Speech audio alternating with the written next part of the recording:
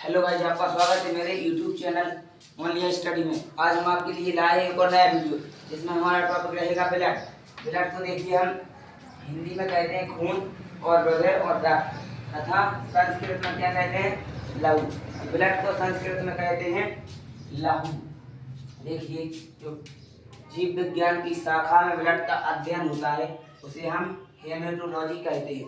Blood के अध्ययन को जीव विज्ञान की शाखा में हम हेमेटोलॉजी कहते हैं। देखिए, जो ब्लड का पीएच मान होता है, पीएच मान 7.4, यही पीएच मान आंसू का होता है, यही पीएच मान मूत्र का होता है। 7.4 पीएच मान आंसू, यही जो ब्लड का पीएच मान होता है 7.4, यही होता है हमारा आंसू का, यही होता है मूत्र का। अब देखिए, जो ब्लड है इसके ब्लड के दो भाग होते हैं, खून के दो भाग होते हैं। एक तो हमारा भाग होता है प्लाज्मा, एक होता है रुधिराणु।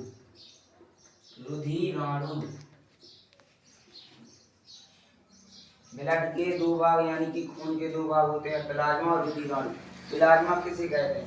तो देखिए, खून के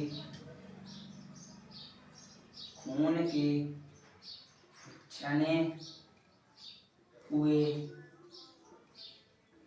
भाग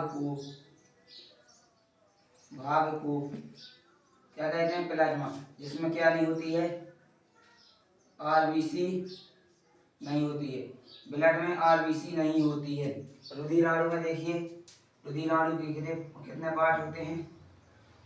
3 पार्ट होते हैं।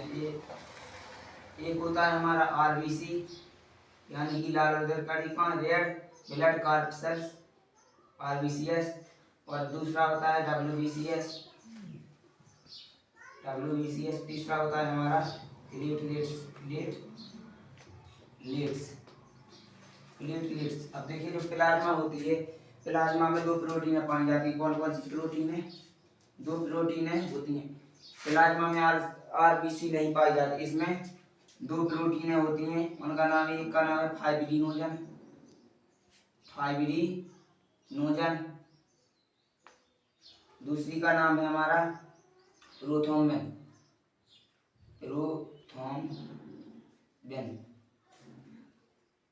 अब देखिए, जो जी हैं ये दोनों प्रोटीन रुधिर का थक्का बनाने में सहायक होते हैं।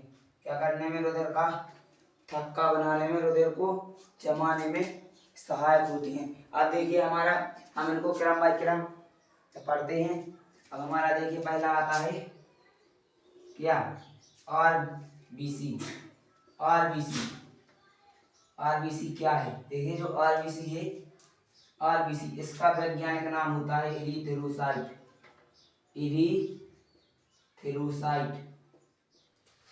ये जो हमारी आरबीसीएस होती है, आरबीसी रेड ब्लड कॉर्पस, ये जो आरबीसी है, इसका वैज्ञानिक नाम होता है इरिथ्रोसाइट।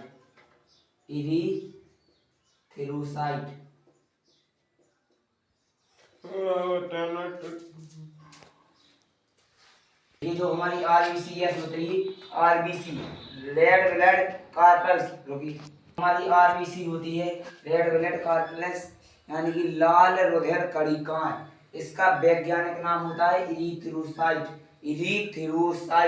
आरबीसी में केंद्रक है ना, जो केंद्रक, इसमें केंद्रक नहीं पाया जाता।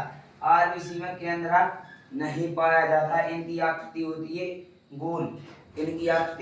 देखिए, आरबीसी में केंद्रक नहीं पाया जाता, लेकिन इसके 2 अपवाद हैं। अपवाद ऊंट और लामा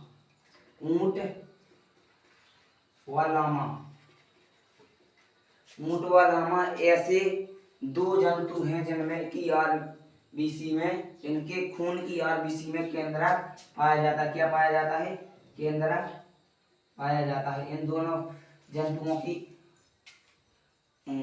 आरबीसी में केंद्रक पाया जाता है। अब देखिए, जो आरबीसी होती है ना, इसमें क्या पाया जाता है? बरडक पाया जाता है।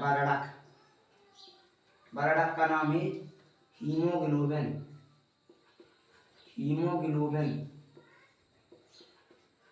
आप जानते होंगे कि हीमोग्लोबिन के कारण खून का रंग लाल होता है। इसी बरडक के कारण खून का रंग कैसा होता है? लाल। हीमोग्लोबिन के कारण खून का रंग क्या होता है? लाल। अब देखिए हमारा दूसरा है WBC। WBC देखिए इनमें केंद्रक पाया जाता है। WBC में केंद्रक पाए जाते हैं, इनमें बहुत सारे केंद्रक पाए जाते हैं। WBC के भी दो भाग होते हैं, एक होता है कणिकामय, कणिकामय, अकणिकामय, कणिकामय, अकणिकामय, अकणिकामय। इसके दो भाग होते हैं। कणिकामय में इसके होते हैं न्यूट्रोफिल्स, बेसोफिल्स, न्यूट्रोफिल्स, बेसोफिल्स, इरिथ्रोफिल्स। और अकणिकामय में होता है मोनोसाइट तथा लिम्फोसाइट, मोनोसाइट तथा लिम्फोसाइट। WBC में केंद्रक पाया जाता है। इसके देखिए दो भाग होते हैं, कणिकामय तथा अकणिकामय।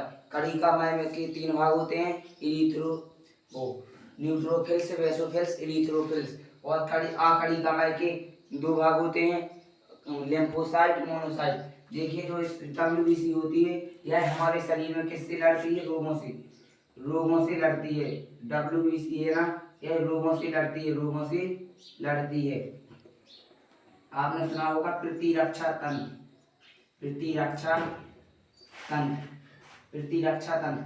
मनुष्य के शरीर का प्रतिरक्षा तंत्र WBC यानी कि श्वेत रुधिर कणिकाओं को ही कहते हैं। देखिए इसका जो वैज्ञानिक नाम होता है, इसका वैज्ञानिक नाम ल्यूकोसाइट, ल्यूकोसाइट होता है। क्या वैज्ञानिक नाम? इसका वैज्ञानिक नाम ल्यूकोसाइट होता है। WBC श्वेत रुधिर कणिकाओं का वैज्ञानिक नाम ल्यूकोसाइट होता है। अब हमारा लास्ट है प्लेटलेट्स, प्लेटलेट्स।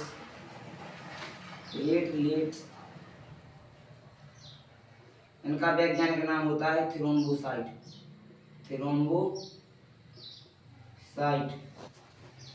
जो हमारी होती है इनका हमारा वैज्ञानिक नाम होता है थ्रोम्बोसाइट। देखिए प्लेटलेट्स हमारे शरीर में रुधिर का थक्का बनाने में काम करते हैं, थक्का बनाने में। किसका? रुधिर का थक्का। जब हमें कहीं पर चोट लग जाती है तो वहाँ पर 1 मिनट बाद, आधा मिनट बाद, 4 मिनट बाद, 5 मिनट बाद अपने आप खून आना बंद हो जाता है, यानी कि रुधिर का थक्का बन जाता है, रुधिर का थक्का बन जाता है। उससे ही हम क्या कहते हैं? उनका थक्का कौन बनाती है? प्लेटलेट्स। लेकिन हमारे शरीर के अंदर जो रुधिर वाहिनियाँ होती हैं उनमें रुधिर का थक्का नहीं जमता। उनमें रुधिर का थक्का जमाने से कौन रोकता है? एक हमारी वो पाई जाती है प्रोटीन, हेपेरिन नामक प्रोटीन हमारी रुधिर वाहिनियों जैसे धमनी, सिरा तथा केशिकाओं में यह खून को जमने नहीं देती है, हेपेरिन नामक प्रोटीन। और बाहर आती है तो यह ऑक्सीजन से क्रिया करके यह निष्क्रिय हो जाती है और वहाँ पर प्लेटलेट्स आकर के जाल बना लेती हैं और खून का थक्का जम जाता है। प्लेटलेट्सों का मुख्य कार्य क्या होता है? थक्का जमाना। देखिए जो प्लेटलेट्स होती हैं इनमें केंद्रक पाया जाता है, इनका वैज्ञानिक नाम तो हमने बता दिया थ्रोम्बोसाइट। इनमें केंद्रक पाया जाता है।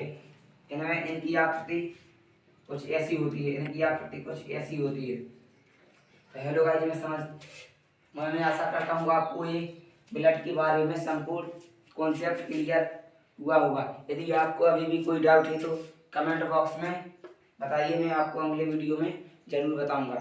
Thank you very much. मिलते हैं नेक्स्ट वीडियो में।